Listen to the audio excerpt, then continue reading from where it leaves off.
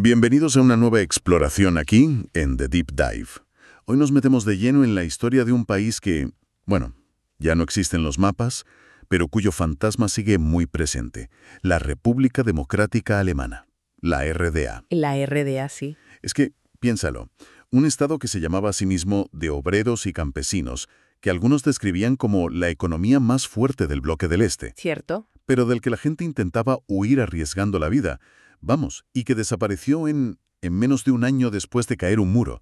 Es una historia llena de contradicciones, ¿no? Totalmente. Y para intentar entenderla un poco mejor, hoy nos vamos a basar en una fuente muy completa, de esta tipo enciclopedia, que nos da una visión bastante global de sus 40 años de existencia, desde el 49 hasta el 90. Vale. La idea hoy es, pues, intentar ir más allá de los típicos estereotipos de la Guerra Fría, ¿sabes? Y sacar las claves que definieron a este estado tan particular. Cómo surgió, cómo funcionaba por dentro, cómo era la vida allí y, claro, por qué se vino abajo tan de repente. Suena fascinante, la verdad. Empecemos por el principio, si te parece. Después de la Segunda Guerra Mundial, Alemania queda dividida. La RDA nace en la zona soviética. Pero, ¿cómo se formó? ¿Fue algo, digamos, natural? Que va, natural, nada. Fue un proceso clarísimamente dirigido desde Moscú. El paso clave, yo diría, fue en 1946. Ajá. Ahí, con bastante presión soviética, obligaron al Partido Comunista y al Partido Socialdemócrata de la zona oriental a fusionarse. Crearon el Partido Socialista Unificado, el SED. ¿El famoso SED? Exacto. Y aunque lo vendieron como una unión entre iguales, bueno, en la práctica los comunistas se hicieron con el control enseguida. El SED se convirtió, en el único poder real. Y sobre esa base, entonces, en octubre de 1949, se funda oficialmente la RDA, con sus líderes formales, un presidente o un primer ministro, pero el que mandaba de verdad era Walter Ulbricht, el jefe del SED. Eso es. Y el nombre mismo, República Democrática Alemana, ya tenía su miga, ¿no? Sí, y fue un punto de fricción desde el minuto 1. Ellos se llamaban Deutsche Demokratische Republik, DDR. Pero en Occidente, sobre todo en la Alemania Federal, en la RFA, pues se usaban términos como Ostzone, zona oriental, o incluso la así llamada RDA. Despectivo, claro. Reflejaba la doctrina Holstein de la RFA, que básicamente decía que no reconocerían a ningún país que reconociera la RDA. Era una batalla hasta por el nombre, fíjate. Y un pilar de su identidad inicial fue la ruptura con el nazismo, ¿verdad? Se presentaban como el Estado antifascista por excelencia. Esa era la narrativa oficial, sí. Y es cierto que persiguieron y encarcelaron a bastantes ex-nazis, quizá de forma más visible que en la RFA al principio. Pero bueno, la información que manejamos sugiere que la ruptura no fue tan tajante. ¿Ah, sí? Parece que hubo antiguos miembros del partido nazi que encontraron acomodo en la administración, incluso en el propio SED.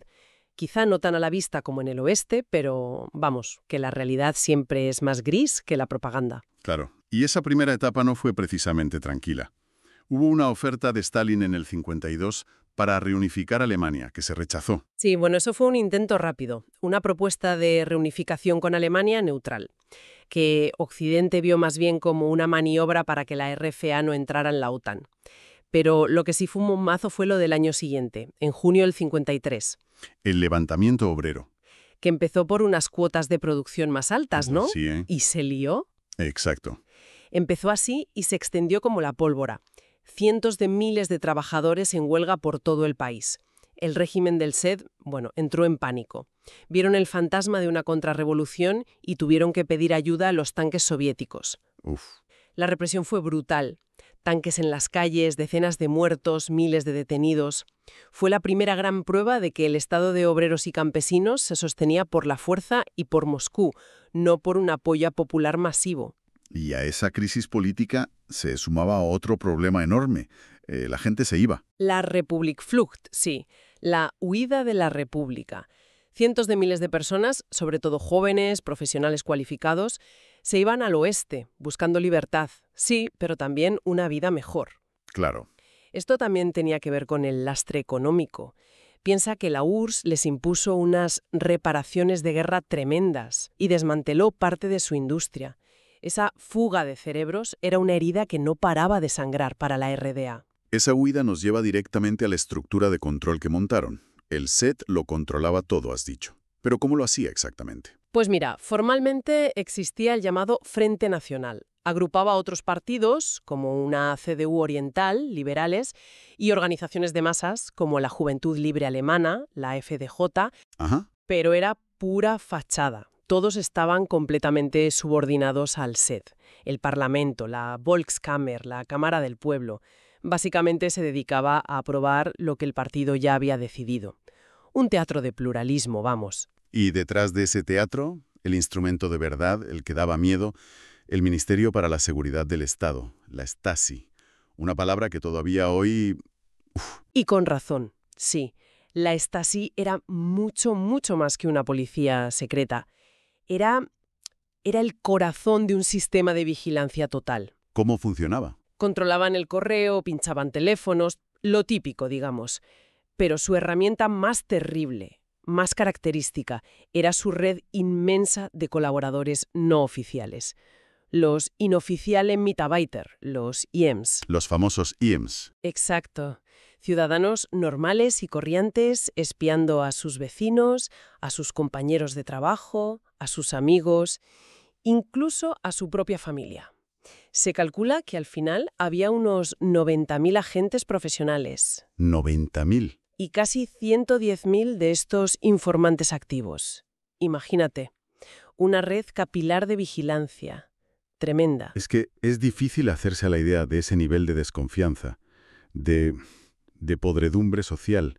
¿Y su método principal era detener y encarcelar? No solo eso.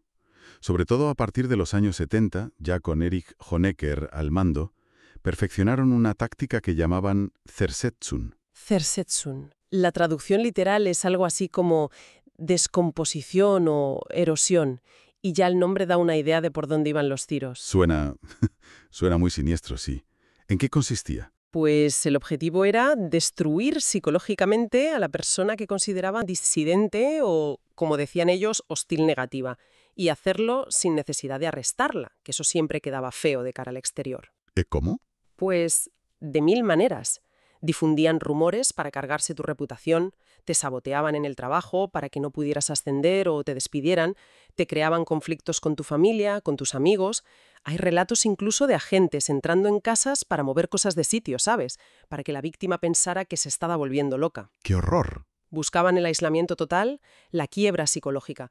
Es una forma de terrorismo de Estado muy, muy retorcida. Hay incluso debates sobre si usaron armas de energía dirigida, fíjate.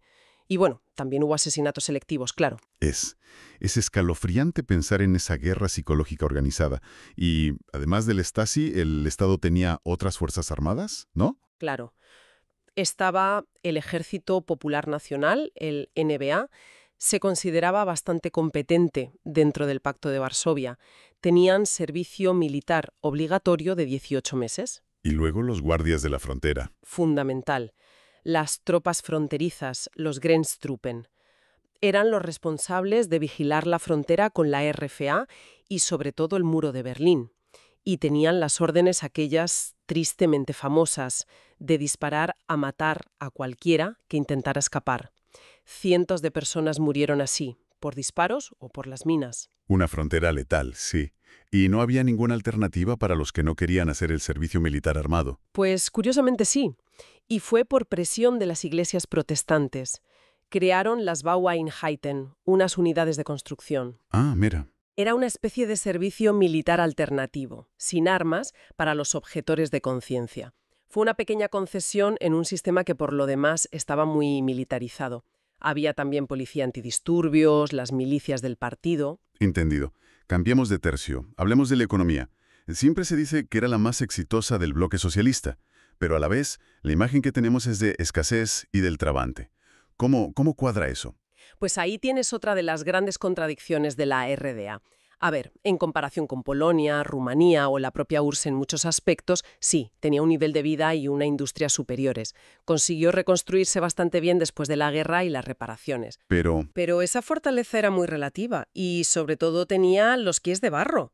Sufría escasez crónica de un montón de bienes de consumo, desde café o plátanos hasta piezas de repuesto para cualquier cosa. Era un suplicio conseguir según qué. Y mantenían precios muy bajos para las cosas básicas, ¿no? El pan, la vivienda. Exacto, subsidios masivos. Lo llamaban el segundo paquete salarial. Pero claro, eso costaba una fortuna al Estado y generaba una presión enorme en las finanzas públicas. Y la ironía es que cada vez dependían más de la RFA. Totalmente.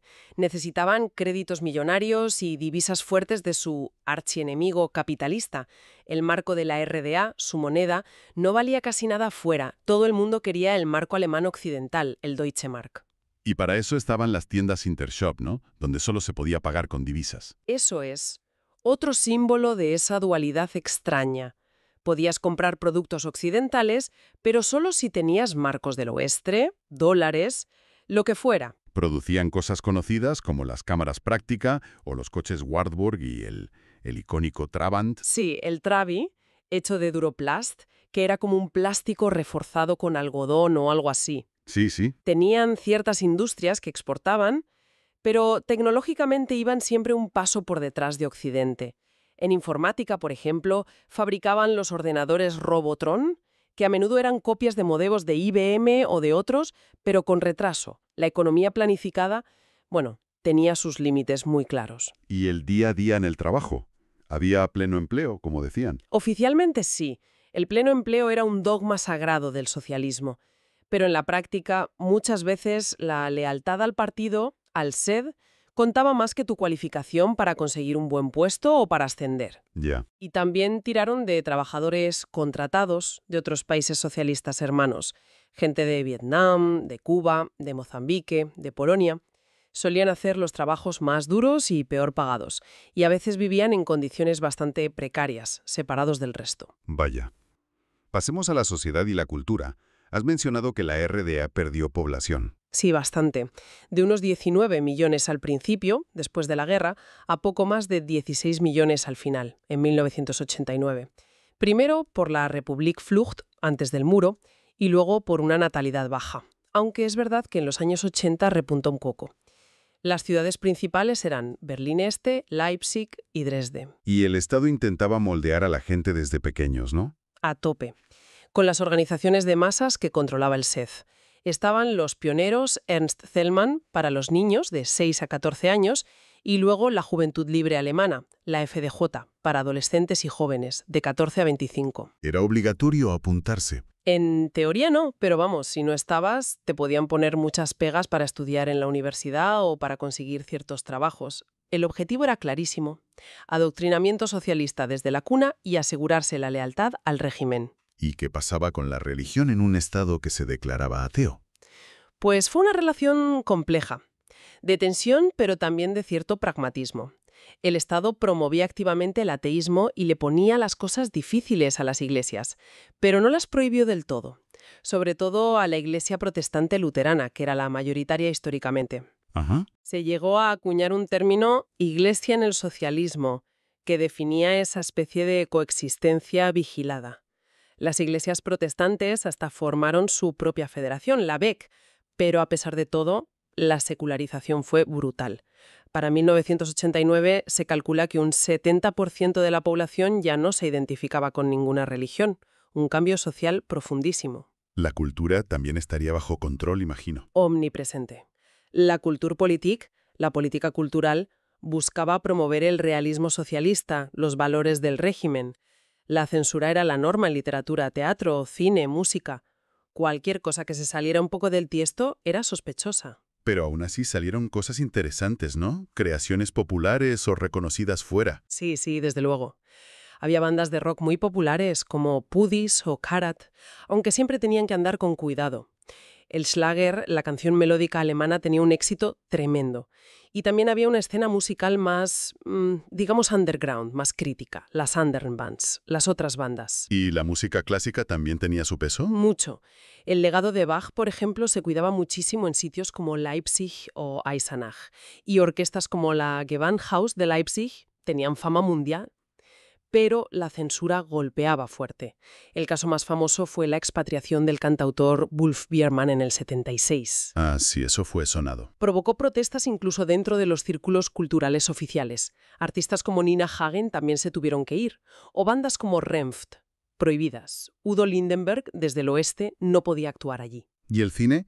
Recuerdo haber oído hablar de la DEFA, la productora estatal. Sí, la DEFA produjo películas muy interesantes, la verdad. Eran muy conocidas sus películas para niños. También hicieron dramas potentes sobre el pasado nazi, como Jacob el Mentiroso, que hasta estuvo nominada al Oscar. Anda. Y luego películas que retrataban la vida cotidiana con cierto realismo, a veces incluso crítico, como La leyenda de Paul y Paula o Solo Sunny, y crearon un género propio muy curioso, los Ostern, los westerns del este. Westerns. Sí, pero al revés. A menudo los héroes eran los nativos americanos luchando contra los colonos malvados, una inversión ideológica total del western americano clásico. El actor Gojiko Mitic era una estrella en eso. Qué curioso. Y llegamos al deporte. Ahí sí que la RDA era una superpotencia, sobre todo en las Olimpiadas. ¿Cómo lo hacían? Tenían un sistema muy eficaz para detectar talentos desde la escuela. Una red de clubes deportivos con una financiación estatal masiva. Pero Pero la clave oculta, el secreto a voces, que luego se confirmó con creces, fue un programa gigantesco y sistemático de dopaje organizado por el propio Estado. ¿el famoso dopaje de estado de la RDA? Exacto. Médicos, funcionarios, administraban esteroides anabolizantes y otras sustancias a los atletas, muchas veces sin que ellos lo supieran del todo o desde que eran casi niños. Los éxitos olímpicos eran espectaculares, sí, sobre todo en natación, atletismo, remo, ciclismo, pero a un coste terrible para la salud de muchos deportistas a largo plazo. Es la gran mancha negra de su historia deportiva. ¡Qué barbaridad! Aunque, bueno, hay que decir que la victoria 1-0 contra la RFA en el Mundial de Fútbol del 74, eso sí que fue un momento de orgullo popular inmenso y sin trampas aparentes. Claro. Bueno, todo este sistema, con sus luces y sus muchísimas sombras, se mantuvo más o menos estable durante décadas, sobre todo después de construir el muro de Berlín en 1961 para parar la Republikflucht. El muro fue el símbolo más claro de esa estabilidad forzada, sí. Y a nivel internacional, la RDA fue ganando reconocimiento poco a poco, sobre todo gracias a la Ostpolitik de Willy Brandt en la RFA a principios de los 70. La política de acercamiento al este. Eso es. Eso llevó al Tratado Básico entre las dos Alemanias en el 72 y al ingreso de ambas en la ONU en el 73. La RDA dejó de ser un estado paria internacionalmente, aunque seguía siendo, claro, un satélite clave de la Unión Soviética. Y un jugador importante en la Guerra Fría a nivel global, ¿no? Muy activo, sí. Apoyó a un montón de movimientos y gobiernos socialistas en África, Angola, Mozambique, Etiopía y en Oriente Medio. No solo con ayuda material, sino enviando asesores militares y de seguridad. Ayudaron a montar servicios secretos hermanos al estilo Stasi en varios países Vaya. y mantuvieron una línea muy clara anti-israelí, apoyando a la OLP, reconocieron al Estado palestino en el 88.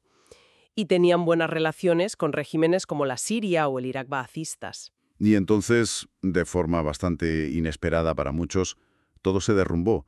Divende, el cambio, la caída. ¿Qué pasó a finales de los 80 para que todo se precipitara? Pues fue como una tormenta perfecta. Por un lado, la economía estaba hecha polvo, estancada. La gente estaba cada vez más harta de la falta de libertad, de no poder viajar, de la escasez. Y la comparación con el oeste, que veían por la tele, era cada vez más sangrante. ¿Y hubo un detonante concreto? No. Sí, el fraude masivo en las elecciones locales de mayo del 89. Eso fue como la gota que colmó el vaso para muchísima gente. Perdieron el poco respeto que les quedaba. Y luego la frontera húngara con Austria. Eso fue clave. Fundamental. Cuando Hungría empezó a desmontar su parte del telón de acero en verano del 89, miles de alemanes orientales que estaban allí, supuestamente de vacaciones, vieron el cielo abierto. Era la oportunidad de escapar al oeste.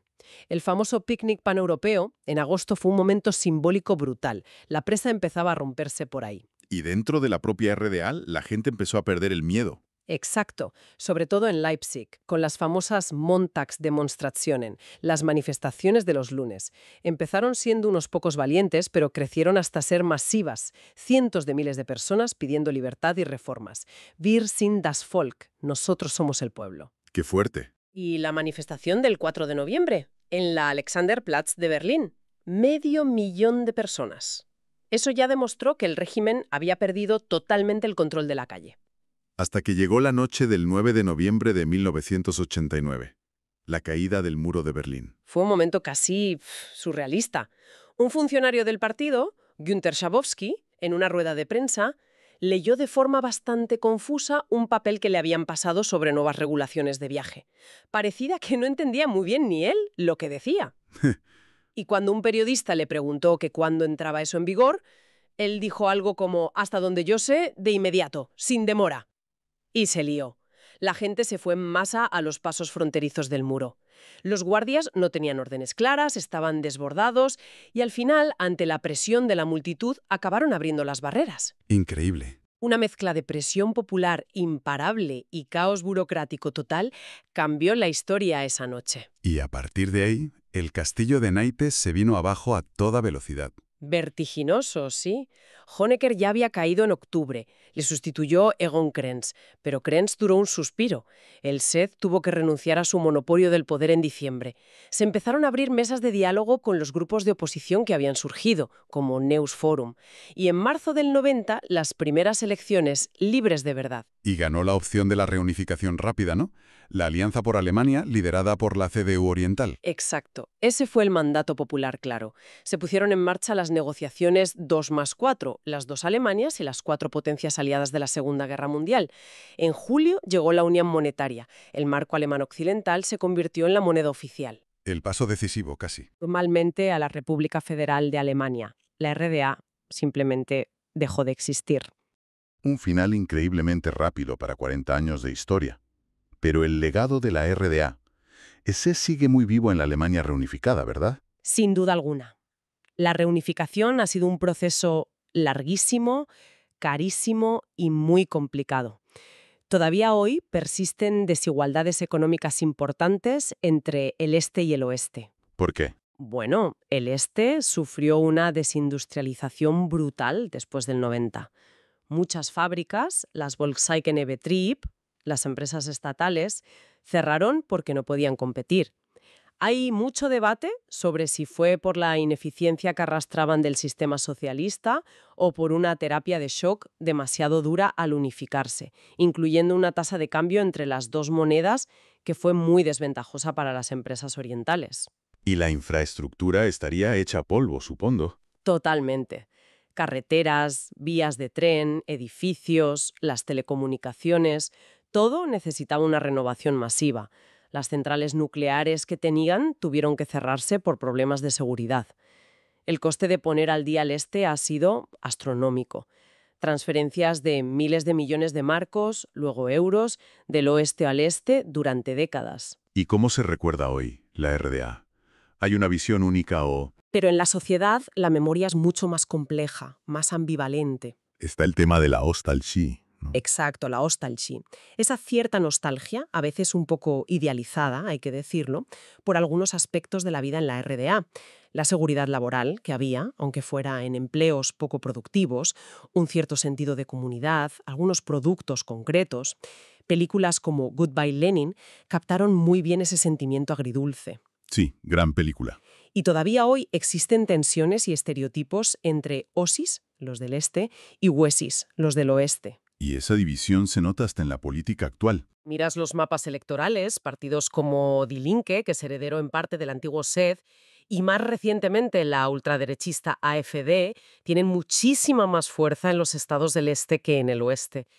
Los patrones de voto todavía reflejan esas cicatrices, esas diferencias de experiencia histórica. Curioso. Y persisten otras herencias.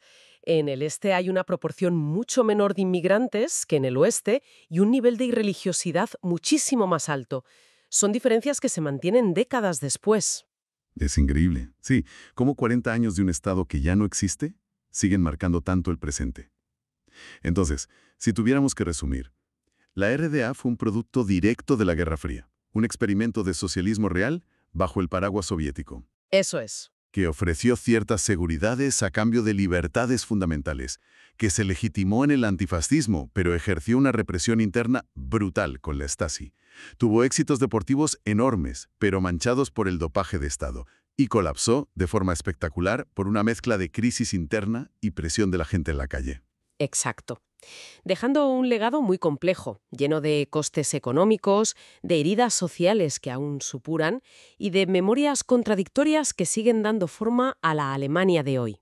Lo que nos deja quizá con una pregunta final para la reflexión. ¿Cómo influye hoy en la identidad y en la política alemanas el recuerdo de un Estado que, para sus ciudadanos, combinó elementos de seguridad social, de comunidad, pero también de vigilancia, de represión sistemática y de falta de libertades básicas? ¿Qué nos enseña la historia de la RDA sobre esa relación tan compleja entre ideología, Estado y la vida de la gente corriente? Una pregunta fundamental, desde luego, y que demuestra que la historia, incluso la que parece ya cerrada y archivada, sigue resonando y planteando interrogantes muy vivos en nuestro presente.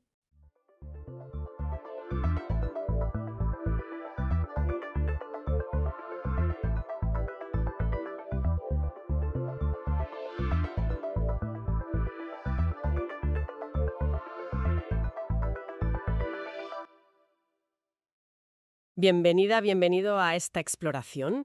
Hoy nos metemos de lleno con una figura que, bueno, todos creemos conocer, el bufón, el de la corte, ¿no? Sí, esa imagen, ¿verdad?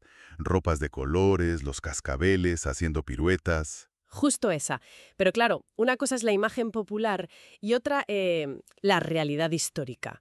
¿Quiénes eran de verdad? ¿Simples entretenedores o había algo más? Mucho más, mucho más. Tenemos aquí delante fuentes que repasan su historia, y es sorprendente, desde la antigua Roma hasta ejemplos, bueno, casi de nuestros días. ¿Ostras, tan atrás? Sí, sí. Y lo que queremos hacer hoy es justo eso, desentrañar las múltiples caras de esta figura, ver de dónde vienen, qué papel jugaban realmente en las cortes, que a veces era inesperado. Me interesa eso del papel inesperado y también esa fama que tienen de poder decir verdades incómodas, ¿no? Esa libertad. Exacto, esa es una de las claves, su extraña libertad de expresión. Vamos a analizar eso y cómo su legado, de alguna forma, pues sigue vivo hoy, a veces donde menos te lo esperas. Suena muy bien. Vamos a desmontar mitos, entonces, y a descubrir la inteligencia, la influencia y, a veces, como dices, el peligro que se escondía tras la máscara del bufón. Eso es, prepárense para alguna que otra sorpresa. Genial. Pues venga, vamos a ello. Empecemos por lo básico quizá. El nombre. La palabra bufón la usamos mucho, pero ¿siempre se les llamó así? Pues no exactamente. Fíjate, la palabra inglesa jester, que es como muy icónica, ¿no? Del bufón shakespeariano y tal, en realidad no se usó de forma común hasta el siglo XVI, en la época Tudor. Ah, sí. ¿Y de dónde viene? Viene del francés antiguo, de gestur o gestur, que significaba algo así como narrador o ministril. O sea que al principio estaba más ligado a contar historias. Podría ser, sí. Antes se usaban otros términos, fool, disour, bufón, de donde viene nuestro bufón, border. Todos eran cómicos, sí, pero igual con distintas especialidades, digamos. Entiendo. Y comentabas antes que esto no era solo cosa de Europa. ¿Qué va? Para nada. En la antigua Roma, por ejemplo, ya existía una figura llamada el balatro. Balatro. No me suena. Era un bufón profesional. Pagado, ¿eh? Por sus chistes. Era habitual en las cenas de los ricos, para amenizar. Qué curioso. ¿Y se sabe de dónde viene esa palabra, balatro? Hay varias teorías, como siempre. Quizás por un bufón concreto que se hizo famoso, un tal Servilius Balatro. O podría venir de Blatea, porque decían que iban cubiertos de barro, aunque suena raro. Sí, un poco. O de Baratrum, porque llevaban sus bromas al mercado. O de Balare, que es balar como una oveja, o sea, hablar tontamente. O incluso de Blatero, que significa algo así como un entrometido, un charlatán. Vaya, ¿cuántas opciones? ¿No está claro, entonces? No del todo. Pero lo importante es que la figura existía. Y figuras parecidas las encontramos, pues fíjate, en la China antigua, en Persia, incluso en el Imperio Azteca. Es increíble cómo surgen roles similares en culturas tan distintas. Pero si te parece, centrémonos un poco en Europa, que es quizás donde más información tenemos, sobre todo de las cortes. Sí, claro. Las cortes europeas, y en particular la inglesa, son un buen ejemplo. Muchas cortes tenían lo que a veces se llaman bufones con licencia. Eran profesionales empleados por la corte. ¿Con licencia? O sea, reconocidos oficialmente. Y no solo entretenían dentro de palacio, ¿eh? A menudo viajaban, actuaban en ferias, en mercados. Eran artistas itinerantes también, en parte. ¿Y qué tipo de cosas hacían? Porque uno piensa en chistes, pero mencionabas antes lo de narrador. Su repertorio era súper variado. Hacían de todo. Cantaban, tocaban música, contaban historias, hacían acrobacias, malabares y, por supuesto, chistes. Muchos juegos de palabras, imitaciones de gente conocida. Claro, humor referencial que conectara con la audiencia de la época. Exacto. Y trucos de magia también. Eran, vamos, artistas muy completos. Tenían que dominar muchas disciplinas. Pero lo que me dejó pensando antes fue lo que dijiste de la guerra. Bufones en la guerra. Suena chocante. Pues sí, pero hay fuentes que lo mencionan. A veces se usaban en lo que hoy llamaríamos guerra psicológica. ¿Cómo? Pues mira, describen a bufones cabalgando delante de las tropas, lanzando pullas al enemigo, provocándolos, burlándose de ellos. ¡Qué valientes! ¿O qué inconscientes? Un poco de todo, supongo. También servían como mensajeros, que era un trabajo peligroso. Y claro, para levantar la moral de las propias tropas con canciones, historias. Desde luego, eso rompe totalmente la imagen del simple payaso de palacio. Totalmente. Esa dualidad es fascinante. Y hablando de la corte inglesa y escocesa, ahí tenemos ejemplos muy concretos de la importancia que llegaron a tener. Y del riesgo también. ¿Por ejemplo? Pues mira, Jacobo VI de Escocia, que luego fue Jacobo I de Inglaterra, tuvo un bufón muy famoso, Archibald Armstrong. Me suena el nombre. Este hombre acumuló un poder y una influencia tremendas. Recibió honores, tierras, era una figura importante en la corte. Pero, Siempre hay un pero. siempre, se pasó de la raya. Se ve que era bastante mordaz y empezó a insultar a gente muy influyente. El caso más sonado fue con el arzobispo Louth, una figura poderosísima. Uf, mal asunto. Malísimo. Y lo expulsaron. Le quitaron sus privilegios. O sea que incluso teniendo esa supuesta licencia para hablar, Tenía límites. Claramente tenía límites. Y cruzarlos te podía costar muy caro. Aunque, fíjate qué curioso, incluso después de caer en desgracia, se seguían vendiendo libritos con sus chistes por Londres. ¿no me digas? Sí, y conservó bastantes propiedades. O sea que no fue una ruina total, lo que te indica lo peculiar de su estatus. No era un noble, pero tampoco un cualquiera. Es verdad. Y había otros famosos, ¿no? Has mencionado a Jacobo I, pero antes, con los Tudor. Claro, Enrique VIII tuvo a Will Somers, que por lo visto era muy querido por el rey, casi un amigo. Su hija, María I, tuvo a Jane Full, una bufona. Ah, también mujeres. Sí, sí, aunque quizá menos documentadas. Luego con Isabel I y Jacobo I, es la época de Shakespeare, claro, y sus obras están llenas de bufones y payasos. Robert Armin, un actor de su compañía, era el experto en esos papeles, y hasta escribió un libro sobre bufones. Y la famosa frase de Shakespeare sobre el bufón feste en Noche de Reyes. Lo bastante sabio como para hacer el papel de tonto. Exacto. Resume perfectamente esa dualidad de inteligencia y apariencia de locura. Y luego estaba Geoffrey Hudson, el de Carlos I, el enano real. Ese es otro caso fascinante, conocido por su baja estatura, claro. La anécdota más famosa es que una vez lo presentaron en un banquete saliendo de dentro de un pastel gigante. Como una sorpresa. Sí. Pero ojo que Geoffrey Hudson no era solo el enano del pastel. Luchó en el bando realista durante la Guerra Civil Inglesa, estuvo exiliado, tuvo duelos. Una vida de película. Vaya personaje. Y mencionaste antes el privilegio del bufón. Esto es clave, me parece. Explícanos un poco más, ¿qué era exactamente? Pues era, en esencia, eso, un privilegio. Una especie de derecho no escrito, pero reconocido, que tenía el bufón para hablar con una franqueza inusitada. Podía decir cosas, criticar, burlarse incluso del propio rey o la reina, sin sufrir el castigo que le habría caído a cualquier otro cortesano por lo mismo. Una libertad de expresión casi total, entonces. Bueno, casi. Como vimos con Armstrong, había líneas rojas. Pero sí, una libertad muy amplia.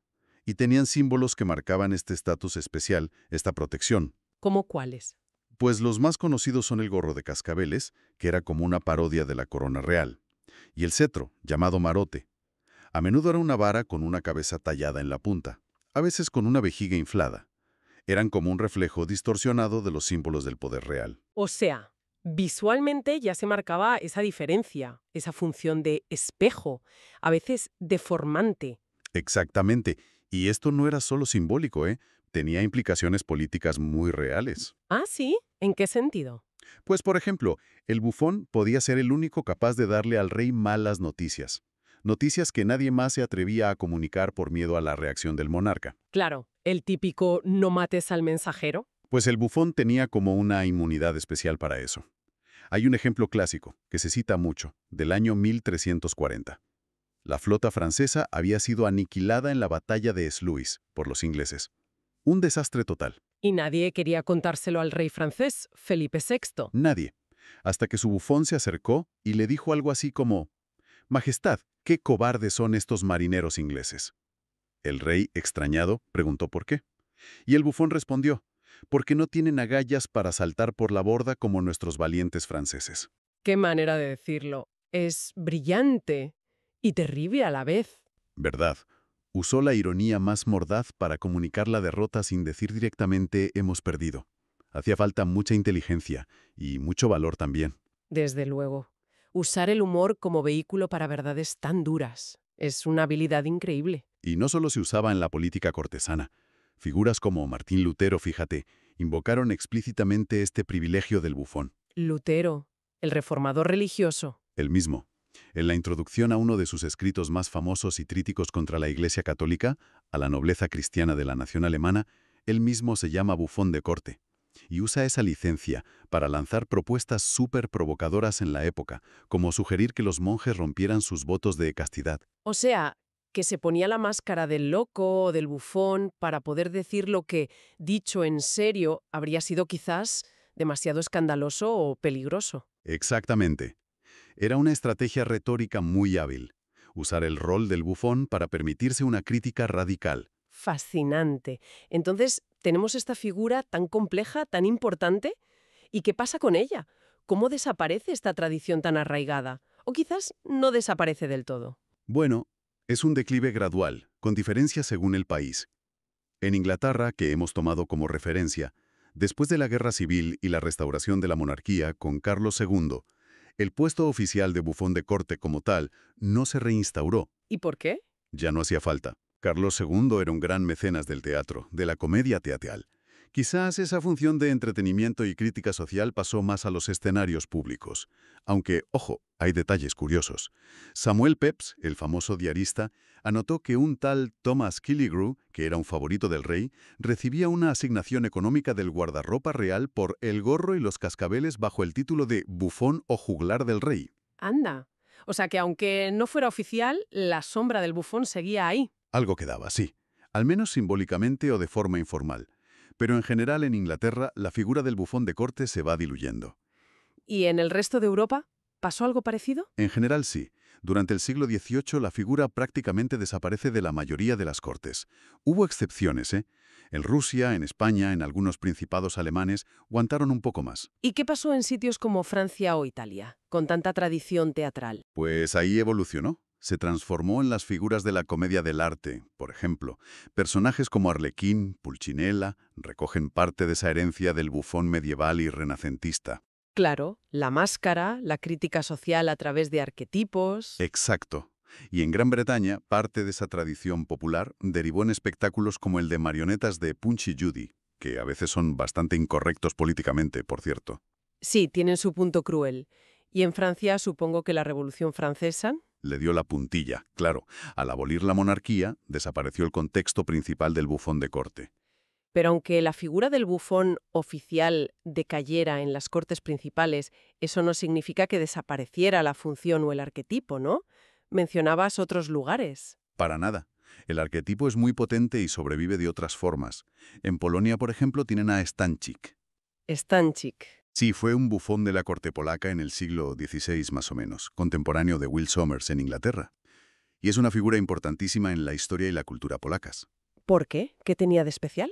Era famosísimo por su inteligencia y sus agudos comentarios políticos. Hay muchos cuadros y leyendas sobre él.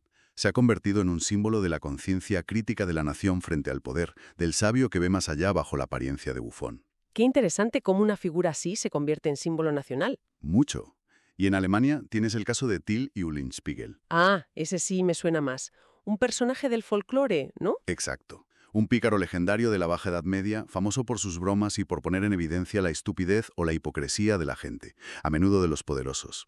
Y su figura sigue muy viva, especialmente en el carnaval, el Fasching, pues en muchas zonas de Alemania, durante el carnaval, hay discursos satíricos a menudo en dialecto, donde se critica a los políticos, a las figuras públicas. Es como si Till Eulenspiegel, el bufón por excelencia, presidiera la fiesta y se usara su espíritu para esa catarsis colectiva de crítica a través del humor. Un bufón moderno, digamos. Es una conexión directa muy clara y hablando de conexiones, en España tenemos una imagen muy potente de los bufones gracias a la pintura, ¿verdad? Sí, sobre todo a Velázquez.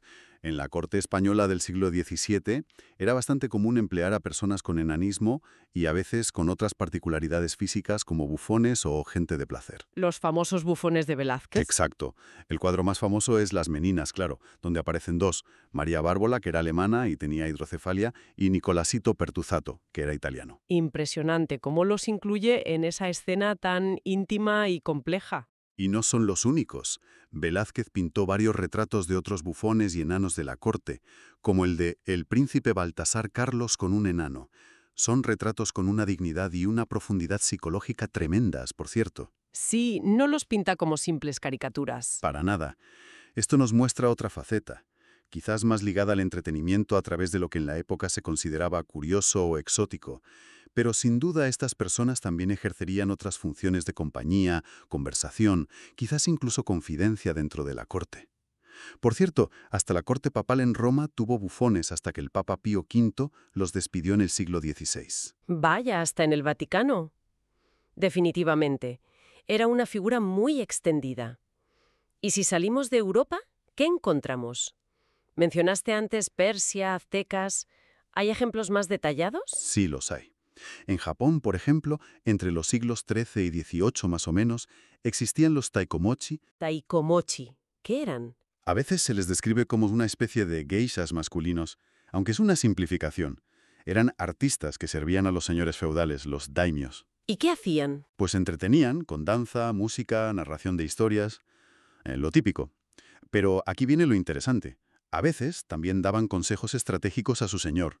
Y en el siglo XVI, durante el periodo Sengoku, la época de las guerras civiles, incluso hay crónicas que dicen que luchaban junto a su señor en la batalla. Otra vez esa mezcla de entretenimiento, consejo y hasta función militar.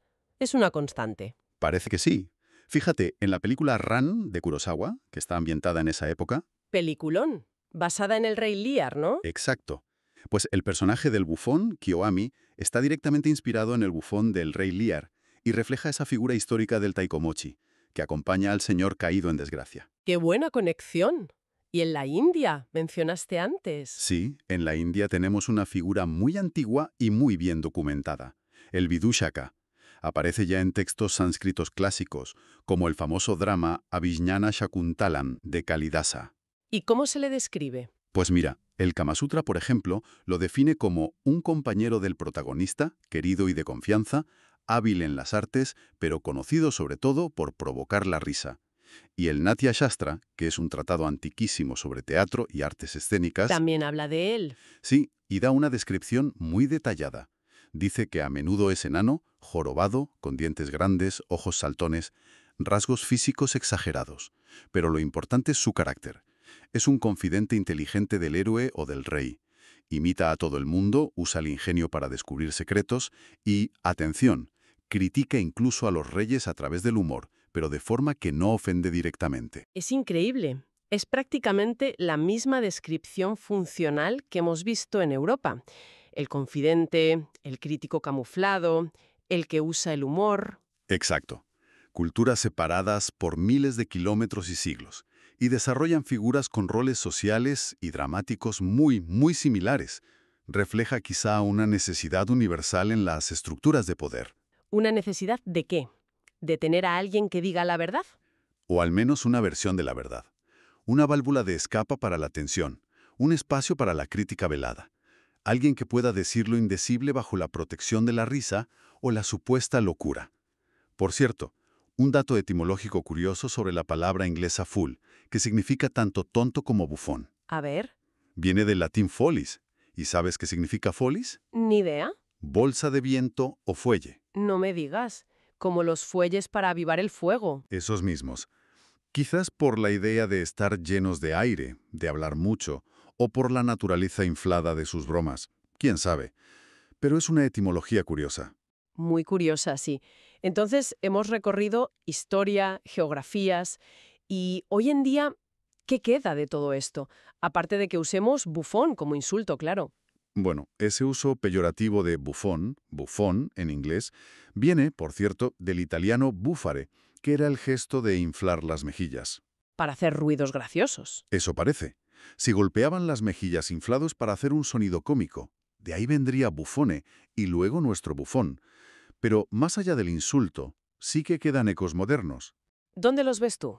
Pues, por ejemplo, en la tradición de los carnavales que mencionamos antes, en Alemania, Renania o Borgoña, o en figuras similares en los Países Bajos y Bélgica, los Tumprouters en Brabante, los Buteredners en Limburgo, los Ugwors en Zelanda. ¿Y qué hace Mespasquiguras? Son personas que, durante el carnaval o fiestas locales, suben a un estrado, a veces literalmente un tonel, de ahí algunos nombres, y dan un discurso cómico, normalmente en dialecto, repasando la actualidad del año, metiéndose con los políticos locales, con las costumbres. Es pura sátira social y política heredera de esa función del bufón. Es verdad, esa figura del pregonero satírico de las fiestas. Y nombramientos oficiales, eso ya sí que no existe, ¿no? Pues, sorpresa. No del todo. Ha habido intentos recientes, algunos más serios que otros. ¿De verdad? ¿Cómo cuáles? Pues mira, en 2015, la ciudad de Conwy, en Gales, nombró a un bufón residente oficial, un tal Russell Airwood, que usa el nombre artístico de Erwid Leffol. ¿Y eso es normal allí? ¿Qué va? Por lo visto, el puesto llevaba vacante oficialmente desde el año 1295, más de 700 años. Increíble. ¿Y hay más casos? Sí. English Heritage, la organización que gestiona el patrimonio histórico inglés, nombró en 2004 a Nigel Rodder, Kester de Jester, como bufón de Estado de Inglaterra. Fue el primero desde un tal Muckle John, bufón de Carlos I, más de 350 años antes. O sea que hay un interés en recuperar la figura, aunque sea simbólicamente. Parece que sí. Aunque este nombramiento tuvo polémica porque el Gremio Nacional de Bufones, sí, existe, dijo que English Heritage no tenía autoridad para nombrar a un bufón de Estado. Luego lo sucedió otro, Pete Cooper, Peter King the Fool. Y fuera del Reino Unido. Hubo un caso muy sonado en Tonga. En 1999, el rey de Tonga nombró a un estadounidense, J.D. Bogdanov, como bufón de corte oficial. Un estadounidense bufón de corte en Tonga. Sí. Lo que pasa es que luego este hombre se vio envuelto en un escándalo financiero bastante gordo, y la cosa acabó mal. Pero el nombramiento existió. Son gestos que muestran que la idea, la figura, sigue teniendo cierto atractivo o resonancia. Desde luego. Y esa resonancia se ve clarísima en la ficción y en el simbolismo, ¿no? Es imposible no pensar en Shakespeare otra vez. Imposible. El bufón del rey Lear es el ejemplo perfecto. Es la conciencia del rey, la voz de la razón y la honestidad brutal, precisamente porque su licencia de bufón le permite decir lo que nadie más se atreve a decirle a Lear sobre su locura. Es esa ironía, ¿no? Que el personaje supuestamente más bajo o tonto de la corte es el único que ve y dice la verdad. Exacto. Shakespeare eleva esa figura constantemente. Piensa en Feste en Noche de Reyes, con esa frase que citamos antes, lo bastante sabio como para hacer el papel de tonto. Muestra que la inteligencia y la verdad pueden esconderse donde menos se espera. Además, estos personajes de bufones listos, a menudo de origen humilde, que superaban en ingenio a los nobles, eran muy populares entre el público del Globe Theatre. Y hasta entre la realeza, ¿no? Sí, se dice que la propia reina Isabel era muy fan de actores como Richard Talton, que era famoso por sus papeles cómicos y de bufón. Le gustaba ese ingenio rápido y mordaz. Y luego está la conexión con el tarot, la carta del loco. Efectivamente, The Fool, una de las cartas más importantes y enigmáticas de los arcanos mayores. A menudo se le representa como una figura vestida con ropas llamativas, a veces similares a las de un bufón, caminando despreocupadamente hacia el borde de un precipicio. ¿Qué simboliza? Pues muchas cosas. El inicio de un viaje, la inocencia, la espontaneidad, la fe ciega, pero también el riesgo, la posibilidad de caer en la locura, literal o figurada, la necesidad de dar un salto al vacío. Es un arquetipo potentísimo que conecta con esa idea del bufón como alguien que está en los márgenes, que opera con otras reglas. Uf, cuántas capas tiene esta figura. Definitivamente hemos ido mucho más allá de los cascabeles y las piruetas. Totalmente. Si recapitulamos, hemos visto que el bufón era muchísimo más que un simple payaso. Era narrador, músico, acróbata Pero también crítico social, consejero político encubierto, a veces casi un filósofo con licencia para decir verdades. e incluso, en algunos casos, hasta soldado o consejero estratégico. Hemos viajado desde los balatrones romanos y los vidushacas indios hasta Stanchik en Polonia o estos intentos modernos de revivir el título en Gales o Inglaterra. La constante que veo es esa complejidad oculta, esa inteligencia disfrazada de locura o simpleza, y sobre todo esa función tan particular de hablarle al poder de una manera que nadie más podía. Yo creo que esa es la clave. La figura del bufón nos recuerda la necesidad quizá inherente a cualquier estructura de poder de tener un espacio, aunque sea pequeño, controlado, para la crítica, para la verdad incómoda. Y el humor, la risa, la aparente locura, eran el vehículo y el escudo. El famoso privilegio del bufón. Era una institución social y política muy, muy particular. Única, diría yo. Una válvula de escape necesaria, quizás. Y todo esto que hemos hablado, esta exploración de la figura del bufón y su privilegio, nos deja con una pregunta interesante para reflexionar, ¿no crees? A ver, dispara. Hemos visto esa capacidad casi única del bufón histórico para criticar libremente a los poderosos, usando el humor, amparándose en su rol. Sí, esa libertad condicionada pero real. Entonces, si pensamos en nuestra sociedad actual, que es tan compleja, tan mediática, ¿dónde encontramos hoy ecos de esa función? Buena pregunta. Los humoristas, los satíricos, los caricaturistas son la respuesta obvia, claro. Sí, son los herederos más directos. Pero, ¿y más allá de ellos? ¿Existen quizás otras figuras, otros roles? Quizás en ámbitos que no asociamos directamente con el humor o la crítica, que hoy en día gocen de una libertad similar. Personas o quizás espacios donde se pueda señalar, no sé, las locuras, los errores, las contradicciones del poder, sin sufrir las consecuencias habituales, aunque no lleven gorro y cascabeles. Exacto. ¿Quiénes son los bufones modernos, en ese sentido amplio? ¿Existen realmente? ¿O hemos perdido esa función? Es una buena pregunta para que cada quien le dé vueltas. ¿Dónde está hoy ese privilegio del bufón, si es que sigue existiendo?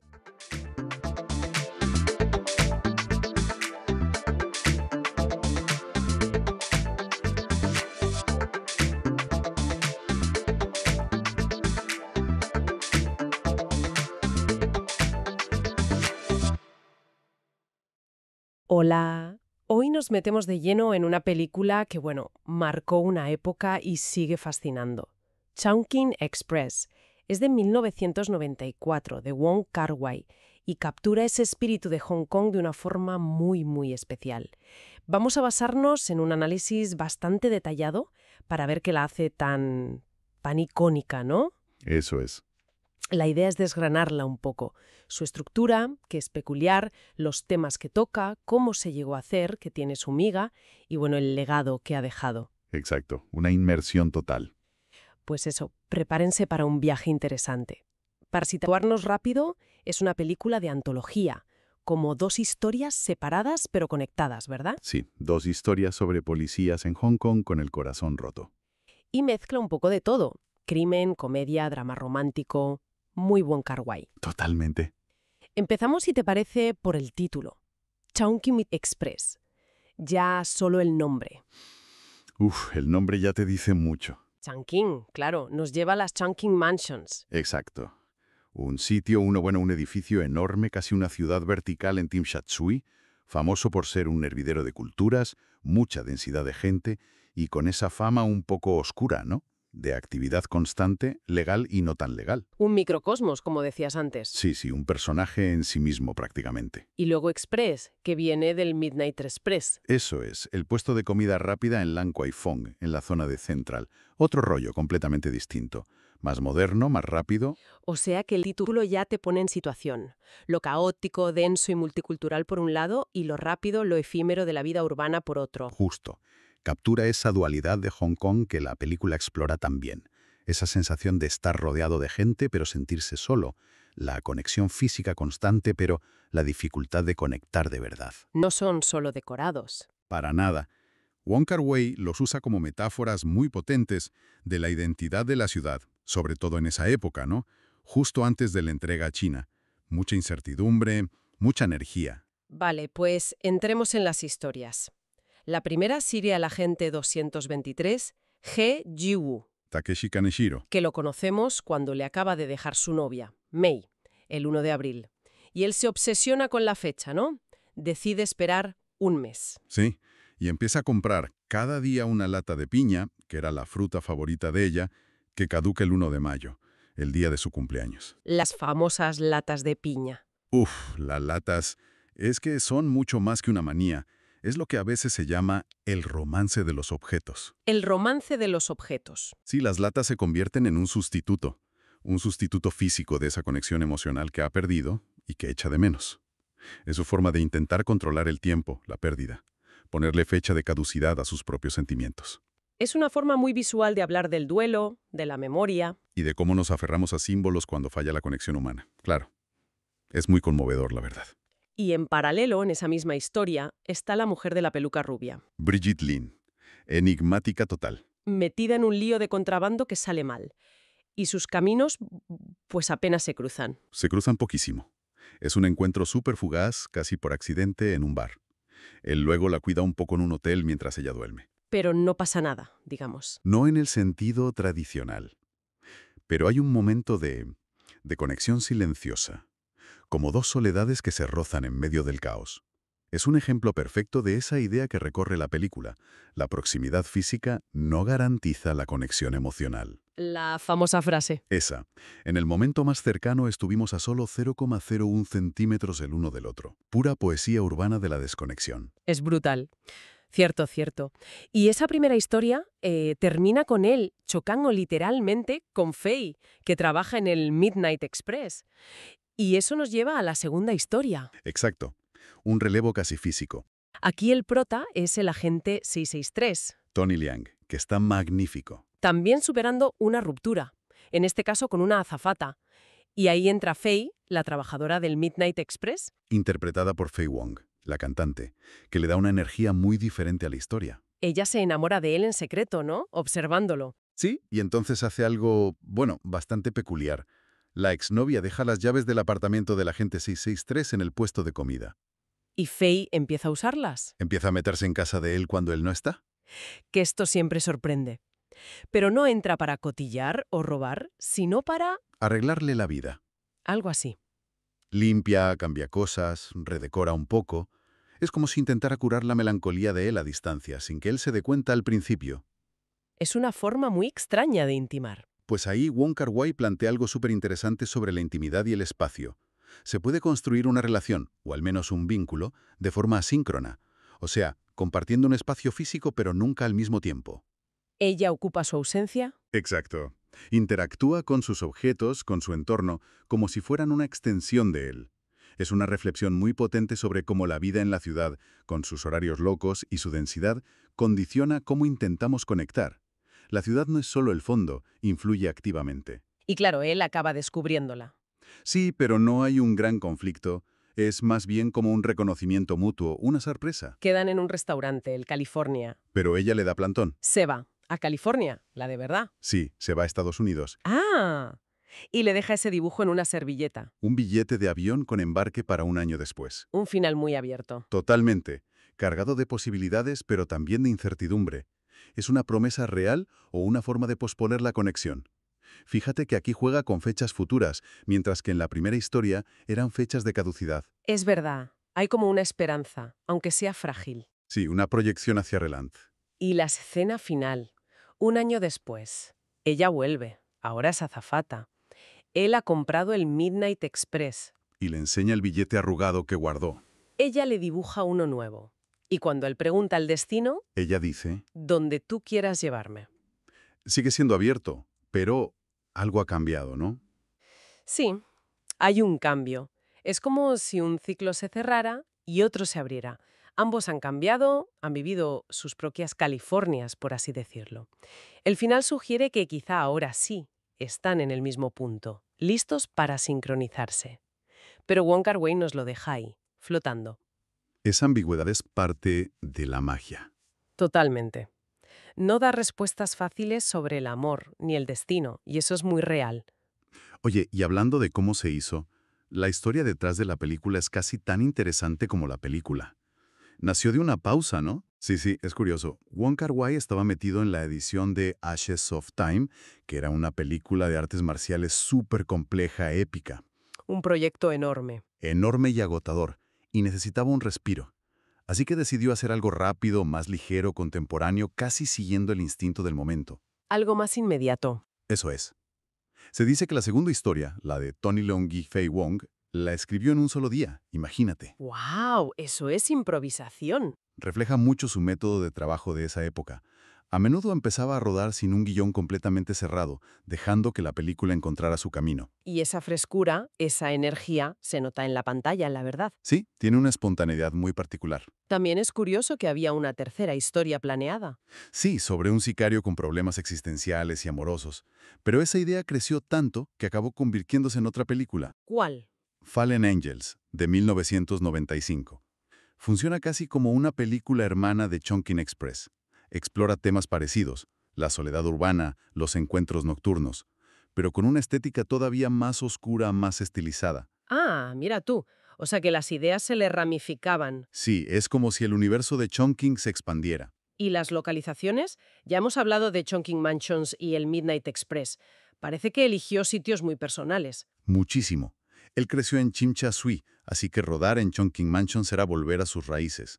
No era solo por lo visual, que es potente, sino porque para él ese sitio representaba esa mezcla caótica y vibrante de Hong Kong. Esa energía masificada e hiperactiva, como él la describía. Una metáfora de la ciudad. Exacto. Y para la segunda historia eligió Central, el distrito financiero, con sitios icónicos como Lan Kwai Fong y, sobre todo, esas escaleras mecánicas. Las escaleras mecánicas de Central a Mid-Levels son un personaje más. Totalmente. Simbolizan ese movimiento constante, esa subida y bajada, esa conexión y desconexión de la vida urbana. Capturan perfectamente esa sensación de viajar a través de diferentes niveles de la ciudad y quizá de la vida. Son hipnóticas en la película. Y un detalle genial. El apartamento del agente 663 era el apartamento real del director de fotografía, Christopher Doyle. Anda, en serio. Sí, eso le da una capa extra de autenticidad. Doyle, junto con Andrew Lau, que hizo la foto de la primera historia, fue clave para crear esa estética tan reconocible. Cámara en mano, colores muy saturados, esa sensación de urgencia mezclada con lirismo. Define totalmente el look de la película. Absolutamente. Se menciona también que pudo haber influencia del escritor japonés Haruki Murakami. ¿Se nota eso? A ver, es más una cuestión de sensibilidad, creo yo. Se dice que el título original en chino, Chungking Forest, podía evocar el título chino de Tokyo Blues, Norwegian Wood, de Murakami, que es Norwegian Forest. Ah, vale. Pero más allá de eso, comparten un aire. Ambos exploran la soledad en ciudades enormes y modernas, los encuentros casuales, esa melancolía particular, la importancia de la música como refugio. Personajes un poco a la deriva buscando conectar. No es que la trama venga de Murakami, pero sí hay como un espíritu parecido. Entiendo. Una atmósfera compartida. Eso es. Y bueno, es imposible hablar de Chongqing Express sin que te venga la música a la cabeza. Uf, la música es parte del ADN de la película. Es fundamental. Totalmente definitoria. En la primera historia suena mucho una canción de reggae, ¿no? Say Things in Life de Dennis Brown. Ese reggae melancólico que acompaña la espera y la obsesión del agente 223 con las latas. Le va perfecta. Y también hay una pieza instrumental muy bonita de Michael Galasso, Baroque. Pero claro, la que se te graba a fuego es la de la segunda historia, Hombre, claro. California Dreaming de The Mamas and the Papas. que Fey la pone a todo volumen una y otra vez en el Midnight Express. Sin parar. Y funciona genial a muchos niveles. Expresa su deseo de escapar, de ir a otro lugar, a esa California idealizada. Su sueño. Pero a la vez, esa repetición casi obsesiva también sugiere su miedo a salir de la rutina, de ese pequeño mundo seguro que es el puesto de comida. La canción encapsula perfectamente su conflicto interno, el deseo y el miedo al cambio. Es verdad, tiene esa doble lectura. Y luego está la propia Fei Wong cantando. Exacto. La versión en cantonés de Dreams de The Cranberries, Moon Sung Jan, que suena en los créditos finales. Es preciosa. Muy bonita. Y esa banda sonora tuvo su impacto, ¿eh? Tuvo un impacto cultural real, sí. Se dice que ayudó a popularizar el Dream Pop en Hong Kong. Gracias a la película, grupos como The Cranberries o Cocteau Twins, que claramente influyeron en la versión de Faye Wong, ganaron mucha popularidad allí. Mira qué curioso. Incluso influyó en artistas locales de cantopop que empezaron a incorporar sonidos parecidos. La música no es solo un acompañamiento, define el tono entero de la película. Agridulce, soñador, melancólico pero con esperanza. Y no olvidemos What a Difference a Day Made de Dinah Washington, que también suena en momentos clave. Qué selección más cuidada. Oye, ¿y cómo se recibió la película en su momento? Porque hoy es un clásico, está claro, pero ¿fue un éxito inmediato? Pues tuvo un reconocimiento crítico bastante rápido, sobre todo en Asia. En los Hong Kong Film Awards de 1995 arrasó. Mejor película, mejor director para Wong Kar-wai, mejor actor para Tony Leung, mejor montaje, O sea que gustó mucho en casa. muchísimo. Y Faye Wong ganó como mejor actriz en el Festival de Estocolmo. Así que el impacto inicial fue fuerte, ¿sí? Y luego tuvo un empujón internacional importante, ¿no? Sí, tuvo un padrino de lujo, Quentin Tarantino. Tarantino. Él era muy fan de Wong Kar-wai y la apoyó para distribuirla en Estados Unidos a través de su sello, Rolling Thunder, con Miramax. Eso le dio bastante visibilidad allí. Aunque en taquilla americana no fue un bombazo, ¿o sí? Fue más bien una película de culto en Estados Unidos. Donde sí funcionó bien en taquilla fue en Hong Kong. Pero bueno, el apoyo de Tarantino fue clave para que se conociera fuera de Asia. Y su estatus hoy en día va mucho más allá de los premios de entonces. Muchísimo más. Hoy se considera una obra cumbre de Wong Kar-wai, sin duda, y una película esencial para entender el cine de los 90. Aparece constantemente en listas de las mejores películas de la historia. En plan, Pues mira, en la encuesta de críticos de la revista Sight and Sound, la de 2022, quedó en el puesto 88 de las mejores películas de todos los tiempos. La revista Time la metió en su lista de las 100 mejores películas de la historia. La BBC la puso en el número 56 de las mejores películas de habla no inglesa. ahí es nada. Eso indica que ha dejado huella. Una huella profunda y duradera. Ha influido a muchísimos cineastas posteriores. Barry Jenkins, el director de Moonlight, por ejemplo, ha dicho muchas veces cómo le impactó la forma en que Wong Kar-wai trata el anhelo, la intimidad, el color. El estilo visual es muy imitado. Sí, esa cámara inquieta, el uso tan expresivo del color y la luz, el montaje a veces fragmentado, todo eso ha sido homenajeado y copiado hasta la saciedad. Creó escuela. Aunque, por poner un pero, no todo el mundo la aclamó sin reservas al principio. Es verdad. Hubo algunas críticas iniciales, como la de Janet Maslin en el New York Times, que la vio demasiado estilizada, como un videoclip muy largo. Decía que tenía un estilo MTV. Un poco abrumadora visualmente, quizás. Para algunos sí.